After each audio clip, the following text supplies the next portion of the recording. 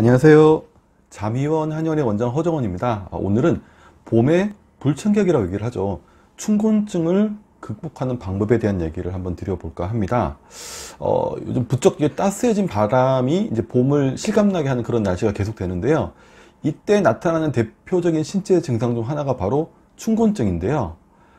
날씨가 따뜻해지면서 몸이 나른해지고 피곤해서 나도 모르게 꾸벅꾸벅 조는 상황이 자주 생기는 걸 이 춘곤증이라고 얘기를 하는데요.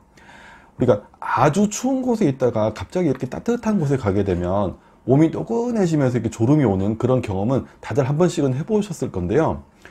춘곤증이 나타나는 이유는 이렇게 겨울에 움츠렸던 인체가 따뜻한 날씨를 맞아서 적응하는 과정에서 생기기도 하고요. 그리고 겨울에 비해서 밤은 짧아지고 낮은 길어지면서 우리 몸의 생체 시계가 이런 변화에 적응하느라고 일어나는 그런 자연스러운 현상이라고 볼 수가 있습니다.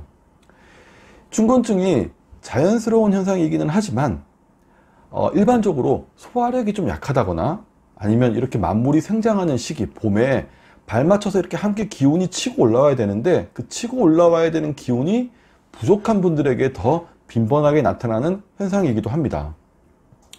그래서 춘곤증은 누구나 겪을 수 있고 또 시간이 지나면 자연스럽게 저절로 사라지는 일시적인 증상이기 때문에 특별한 치료가 필요한 것은 아닙니다. 하지만 기력이 너무 약해서 일을 한다거나 공부를 한다거나 이런 낮 시간의 생활에 지장을 줄 정도로 졸음이 심하다고 한다면 몇 가지 생활 습관을 교정을 함으로써 개선해 볼 수도 있습니다. 춘곤증을 이기는 생활 요령으로 첫 번째는 우선 건강한 식습관을 가져가는 게 아주 중요합니다. 과식보다는 소식 위주로 식사를 하시고요. 그리고 조미료가 많이 든 음식이라든지 맵고 짠 음식은 먹을 때는 확 올라오는데 그 이후에 갑자기 졸음이 확 나타나게 만드는 그런 졸음을 유발하는 음식이니까 피하시는 게 좋고요. 그리고 이 봄이 되면서 활동량이 늘어나니까 거기에 맞춰 가지고 뭐 비타민이라든지 단백질 이런 영양소를 좀 골고루 섭취해 주시는 것도 중요하고요. 그리고 봄이면 우리가 뭐 냉이라든지 달래라든지 봄에 만날 수 있는 그런 제철 나물들 있죠. 그런 것들을 활용해 가지고요. 자주 반찬을 해서 드시는 것도 좋고, 그리고 식사 외에 중간중간에 좀 피곤하다거나 졸리면 좀 시큼한 과일, 달고 시큼한 이런 과일들을 자주 드셔주는 것도 도움이 될 수 있습니다. 두 번째는 지압을 통해서 머리를 맑게 만들어 주는 건데요.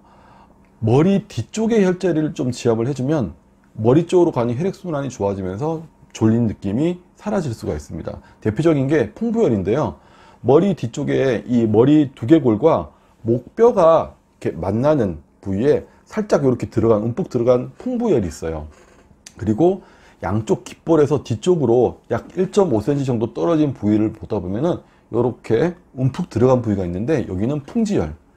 이 풍부열 그리고 풍지열을 자주 눌러주시면 눈이 맑아지는 느낌이 들면서 약간 졸음이 가시기도 할 거고요. 그리고 태양열이라고 하죠.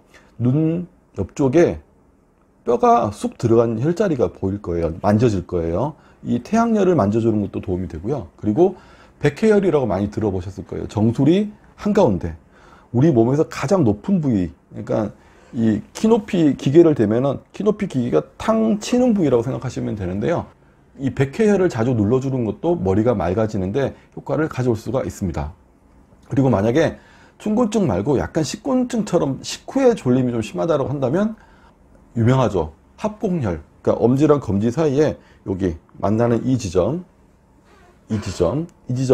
손가락 꾹꾹 눌러주시면 되는데 엄지손가락 쪽으로 눌러주셔도 되고 검지손가락 쪽으로 눌러주셔도 돼요. 근데 저는 개인적으로 엄지 쪽보다는 검지 쪽으로 이쪽 방향으로 이렇게 눌러주시는 걸 더 권해드리는 편입니다. 그리고 곡지열이라고 주관절, 그러니까 팔꿈치 관절에 여기 이렇게 주름이 생기는 부위에 만져보면은 근육 사이로 이렇게 살짝 들어간 부위가 만져질 거예요. 거기 곡지열을 꾹꾹 눌러주시는 것도 도움이 될 수 있습니다. 그리고 세 번째로 이 춘곤증을 쫓아내는 팁 중에서 커피 냅이라는 게 있는데요. 이게 뭐냐면 졸림을 느끼기 시작하는 시간 즈음에 커피를 먼저 마시는 거예요. 커피를 마신 뒤에 20분 정도의 낮잠을 취하는 겁니다. 자, 커피는 분명히 잠을 방해하는 건데 이상하다? 여기서 잠깐만, 커피를 마시고 잠을 잔다? 그러면 잠이 안 오는 거 아니야? 라고 생각할 수 있는데요. 이 방법은 졸림을 느낄 때 잠이 드는 건 그대로 자는 거고요. 카페인이 그 각성 효과가 나타나기 전에 잠을 취하는 거예요. 그렇게 잠이 들었다가 20분 뒤쯤에서 카페인의 각성 효과가 나타날 때쯤 잠에서 깨게 되는 거죠. 그래서 이 카페인의 각성 효과를 극대화해 가지고요, 졸릴 때는 확실하게 자고 깰 때 좀 맑은 정신으로 확 깨어나게 하기 위해서 사용하는 방법입니다. 이렇게 한 20분 정도 짧은 낮잠을 통해서 좀 피로도 풀어내고요, 잠을 자고 난 이후에 맑은 정신으로 일을 할 수 있도록, 활동을 할 수 있도록 도와주는 그런 방법이라고 생각하시면 될 것 같습니다. 하지만 평소에 불면증이 있는 분들은 커피를 오후에 마시는 건 피하는 게 좋겠죠. 대신 커피를 마시지 않고 그냥 낮잠만 짧게 주무시는 것이 좋을 것 같고요. 너무 늦은 오후 시간, 뭐 5시, 6시 아니면 너무 길게 30분 이상, 1시간씩 이렇게 주무시는 것은 조금 피하시는 게 좋습니다. 치료가 필요하지 않는 충곤증입니다. 하지만 치료를 요하는 충곤증도 있습니다.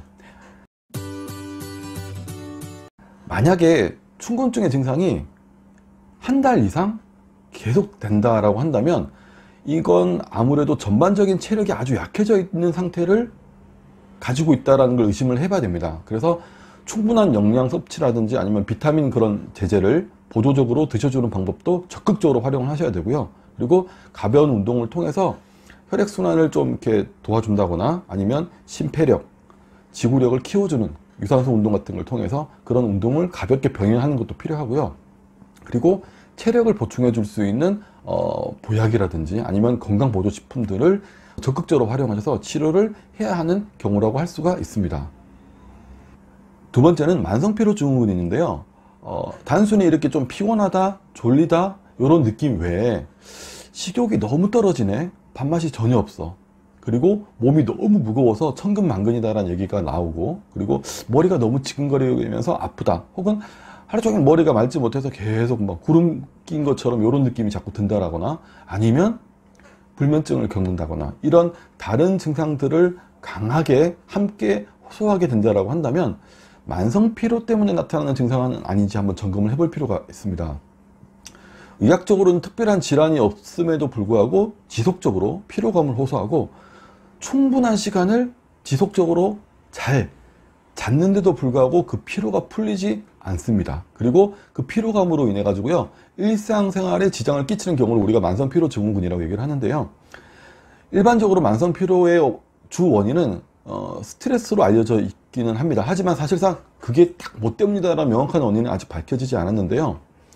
개인적으로는 제 생각은 정신적으로 이렇게 과도한 스트레스가 누적이 되면서요, 육체적으로 그 피로를 감당할 수 없는 상황이 되고, 그로 인해서 우리가 컴퓨터로 치면은 스스로 셧다운을 시켜버리는 거죠. 정신적인 스트레스를 감당을 못하니까 나 이제 더 이상 못 받아들이겠어, 야 그냥 자 일단 자고 생각해, 더 자야 돼, 약간 이런 식으로 자극을 받아들이지 않으려고 하는 그런 상태라고 저는 생각을 하고 있습니다. 세 번째는 과다수면인데요. 이게 간혹 충곤증이나 식곤증 혹은 만성피로로 생각을 했는데 과다수면이라는 질병인 경우도 있습니다. 과다수면인 경우에는 피곤하다라는 느낌보다는 그냥 졸리다, 자고 싶다라는 느낌을 느끼게 되는 거고요. 그래서 어떻게 해서든 잠을 자려고 합니다. 10분이든 20분이든 30분이든 1시간이든 어떻게든 잠을 자려고 하고요. 본인이 이 정도면 충분히 잤다, 만족을 느끼는 수면 시간을 확보를 하고 나면 정상 컨디션을 확 찾아올 수가 있어요. 그래서 만성피로와는 조금 차이가 있습니다. 예를 들어서 내가 7시간 자면은 피곤해, 근데 10시간을 자면은 괜찮아, 그러면은 어떻게 해서든 간에 10시간을 자는 거예요. 저녁에 7시간 자고 낮에 뭐 30분 이런 식으로 10시간을 자고 나면 그 이후부터는 괜찮아진다는 거죠. 그래서 규칙적으로 7, 8시간의 정상적인 수면을 취했음에도 불구하고 낮에 심한 졸림을 느껴서 제대로 업무를 보기 힘들다거나 하루에 9시간에서 10시간씩은 이렇게 많은 수면 시간을 취하고 난 뒤에야 정상 컨디션을 찾게 되는 경우라고 한다면 과다수면을 의심을 해봐야 되고요. 검사를 해보면 특별한 이상은 없어요. 그럼에도 불구하고 졸음이나 잠을 이겨내지 못하는 상황, 이걸 과다수면이라고 이해를 하시면 될 것 같습니다.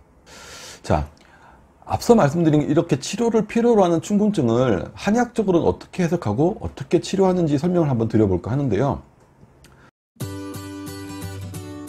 한의학적으로는 충곤증, 식곤증, 만성피로, 과다수면, 이 모든 것들이 머리 끝까지 기운이 올라가줘야 되는데 올려주는 힘이 부족했을 때 나타난다라고 보는 겁니다. 물을 퍼올리는 양수기 있죠, 양수기.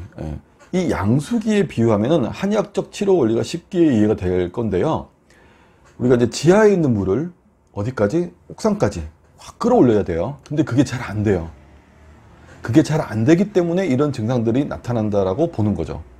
그렇다면 양수기를 이용해서 물을 옥상까지 끌어올려야 하는데 그게 안 되는 이유를 찾아보면 치료 방향도 쉽게 정할 수가 있습니다.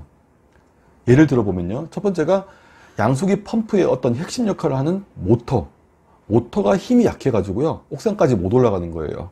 한 10층, 8층 올라가면 힘이 딸려가지고 더 이상 올리지를 못하는 경우. 두 번째는 모터의 힘은 부족하지 않은데 모터를 움직일 수 있는 연료, 기름이 부족한 경우. 세 번째는 펌프는 괜찮아요. 펌프는 괜찮은데 퍼올릴 수 있는 물이 없는 경우.